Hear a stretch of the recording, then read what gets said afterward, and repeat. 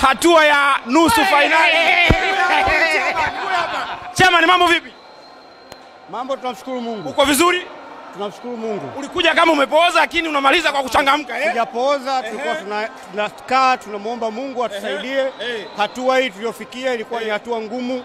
Tumekwenda mara kadhaa lakini tunamshukuru Mungu, safari hii tumekwenda tena kwenda kwenyewe. Hapo ndo nataka nizungumzie. Sio bahati nasibu. Maneno yalikuwa mengi, hatuvuki hatimaye tumevuka. Labda wataka kuvukwa wao. Vizuri lakini. Bwana Dr. Mumba, kidogo neno lako mara baada ya kuvuka. Kwanza tunawashukuru mashabiki. Tuliwaambia wao ni mchezaji wa 12.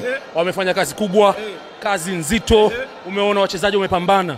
Al-Masry sio timu rahisi, timu ngumu. Wamecheza mechi ngumu, lakini hatimaye Mwenyezi Mungu ametusaidia, tumefanikiwa. Umefurahi umalizika? Nimefurahi sana, na hii ni zawadi kwa wana Simba wote.